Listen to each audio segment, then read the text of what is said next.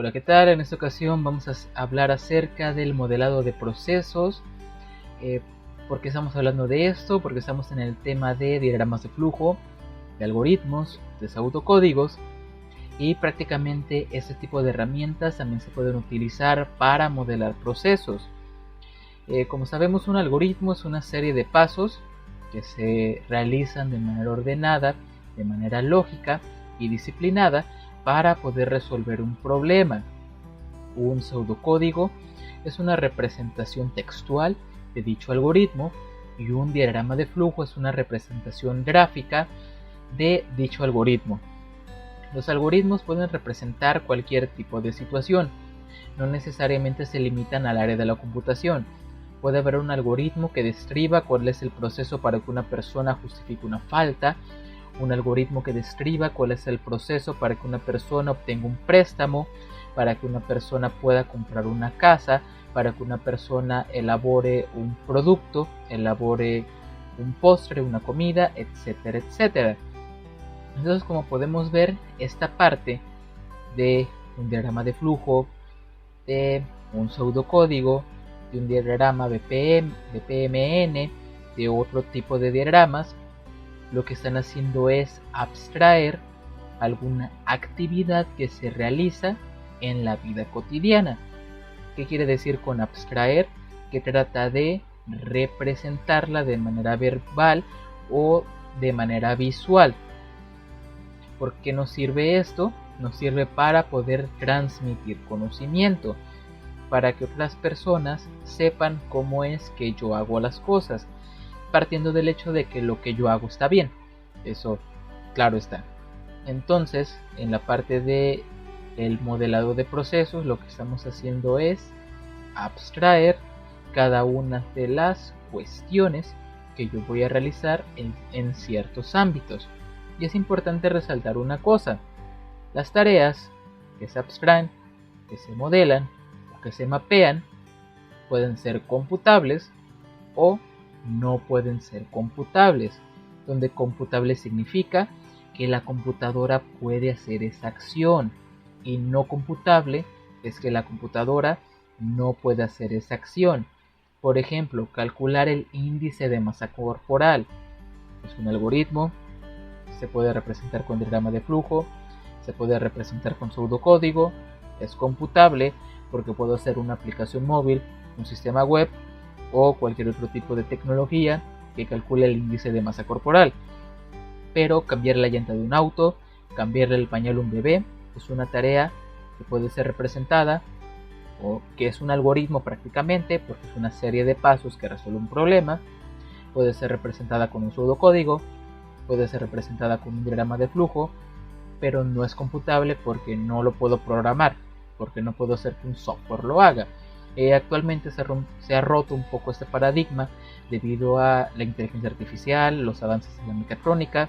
Puedo hacer un robot que haga esa tarea, pero no entremos en más cuestiones de detalles. Mejor detallemos un algoritmo.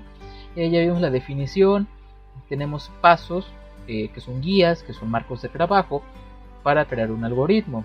¿Qué se debe de hacer? Primero, tener claro cuál es el problema que se va a solucionar.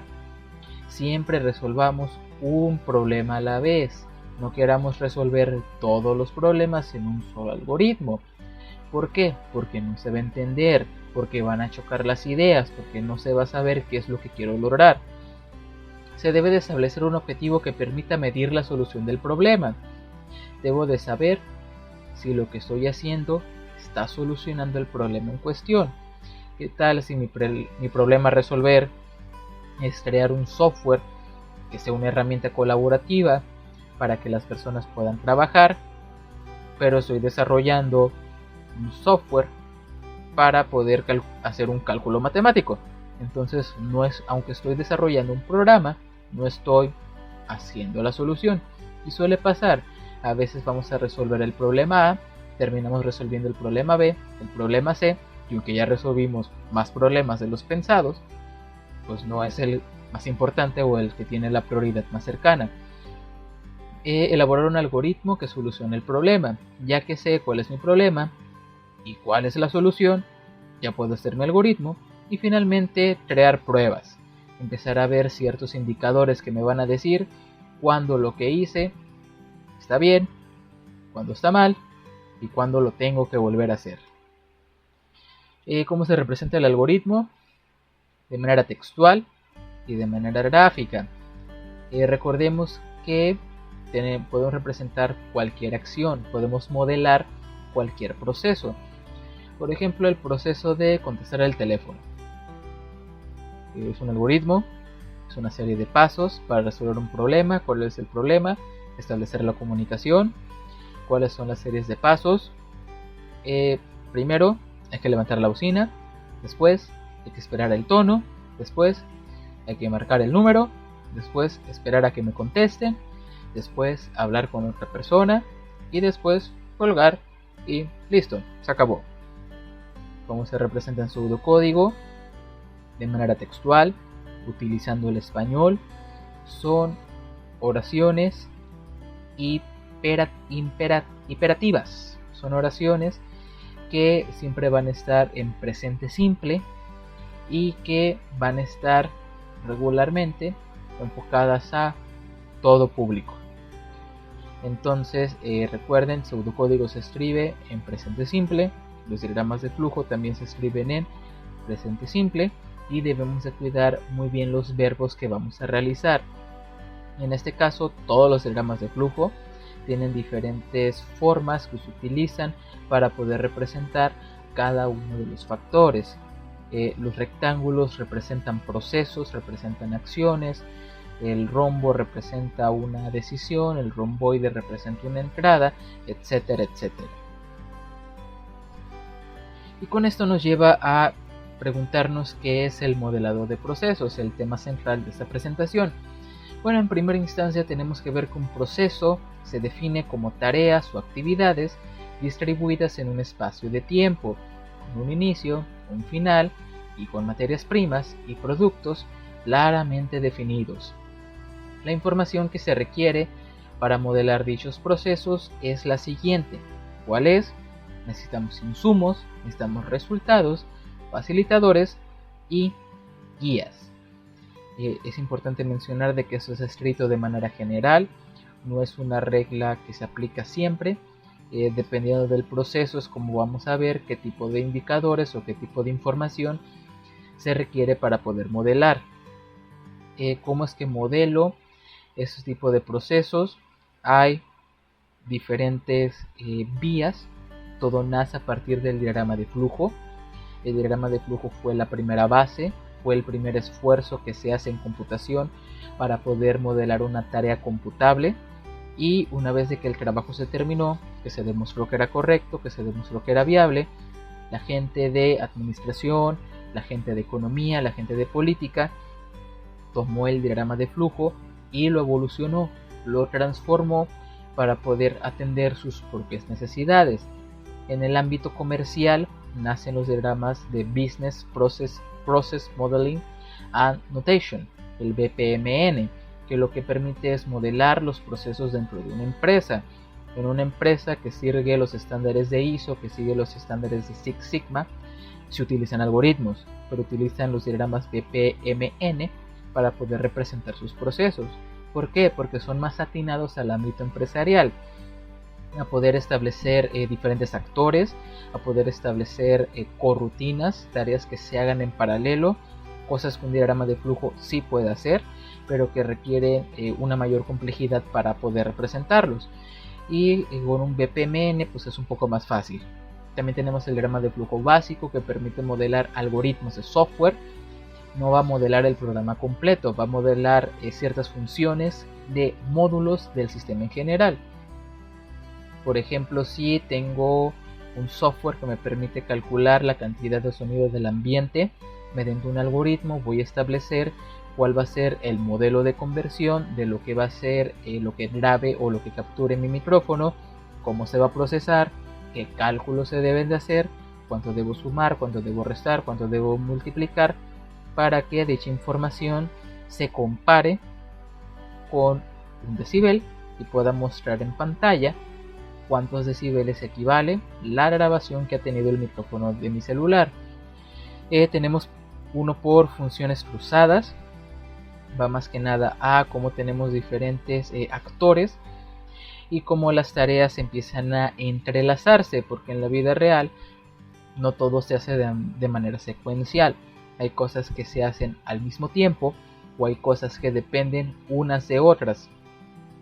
También podemos modelar los flujos de trabajo, hacerlo de manera bidimensional, de manera tridimensional y utilizar diagramas más específicos de otras áreas del conocimiento, como los IDEFO y SDL, que son más propios del área de comunicaciones, y ellos utilizaron los diagramas de flujo, los adaptaron para poder representar sus propios conceptos. Esos diagramas pueden ser tan simples o tan complejos como el proceso lo requiera, y no hay que espantarnos si en algún momento tenemos un diagrama que se parezca a una telaraña, es normal, pero es ahí donde entra la ingeniería, es ahí donde entra el desarrollo profesional de cada diagramador, de cada diseñador, y pues ellos nos van a ayudar a hacer las cosas más simples, donde simple significa que lo comprenda de una manera más rápida, lo que carezca de calidad. Lo simple es bueno. ¿Qué se ha hecho en el ámbito de la investigación con el modelado de procesos? Tenemos aquí 3 ejemplos.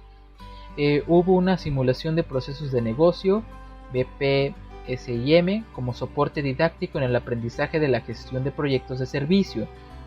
Esto fue desarrollado en la Universidad de Colombia. También se tuvo un modelo de relación Estado-mercado para el fomento de la innovación y fue desarrollado más que nada en la Universidad Politécnica de Valencia. Y asimismo se utilizaron los modelos de procesos de enseñanza-aprendizaje reutilizables con XML, UML y IMSLD. Eso lo hicieron en el Departamento de Ciencias de la Computación de la Universidad de Alcalá, en España, y por el Departamento de Informática de la Universidad de Carlos III, ubicada en Madrid, de igual manera de España. Podemos notar que tenemos 3 ámbitos diferentes. El primero es la educación en la parte de los negocios, en la parte de cómo ejercer una empresa, de cómo manejar el estado financiero de una persona, de una organización, de un estado o hasta de un país o de un grupo comercial. ¿Por qué no?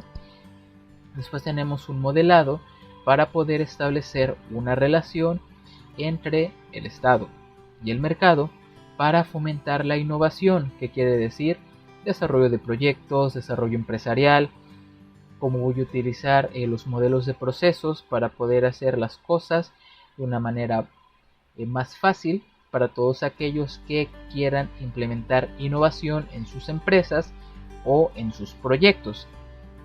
Y finalmente tenemos otras 3 palabras que no han sido tocadas a lo largo de la presentación, como XML, UML y IMSLD. ¿Por qué razón? Porque como ya se mencionó, todo nace del diagrama de flujo. El diagrama de flujo fue el primero en su especie. Entonces cada institución o cada área del conocimiento utilizó ese diagrama de flujo y lo adaptó a sus propias necesidades. Si bien es cierto que ese es un área de la computación, el diagrama de flujo está más pensado para modelar procesos matemáticos que son utilizados en la computación, porque computación es a matemáticas. Pero para poder desarrollar software, para poder crear una aplicación móvil, una plataforma web o un videojuego, quienes van a crear eso son personas, no son computadoras. Sí puede ser una computadora con inteligencia artificial que cree más software, pero hasta esa inteligencia artificial debió ser creada por una persona. Entonces debemos de tener en cuenta de que la relación humana, el poder comunicarse con otras personas, es de las actividades más complejas, más demandantes y más difíciles que podemos tratar, y por ello requerimos utilizar ciertos tipos de aditamentos o herramientas que hagan las cosas más sencillas. XML es una manera de poder abstraer datos, de poder tener ciertas características, ciertos objetos y abstraerlos en etiquetas. UML es de poder relacionar, de poder decir cuáles son las características de un software, cómo funciona, pero utilizando bolitas y palitos prácticamente.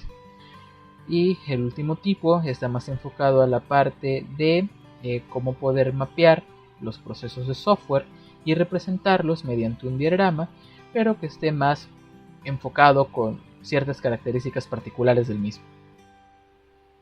Así que modelar un proceso tiene sus ventajas. La principal ventaja es transmitir el conocimiento.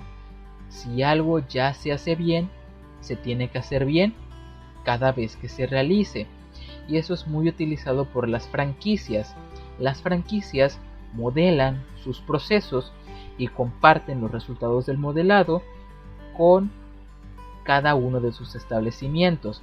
Es por ello que McDonald's, que Burger King, que KFC, que Italian Coffee siempre sirven el mismo café en cualquier parte del mundo. Si tú comes una hamburguesa de McDonald's en la Ciudad de México y la comes en Nueva York y la vuelves a comer en Londres, debe tener el mismo sabor, porque se modeló el proceso y cada una de las franquicias ya sabe cuál es la serie de pasos para resolver el problema, la serie de pasos para cocinar la hamburguesa. La desventaja es que no todo se puede modelar. ¿Qué es lo principal que no se puede modelar? La parte emocional, la parte sentimental. La gastronomía requiere disciplina, requiere cierto apego científico, pero la parte emocional influye mucho. El amor que uno le transmita a lo que es el alimento sí influye. No hay manera de demostrarlo, pero todos sabemos que es cierto. Y eso no se puede mapear. No podemos mapear la motivación que debe tener un jugador de fútbol para que su equipo gane. No podemos mapear el compromiso que debe tener un estudiante para lograr una buena nota.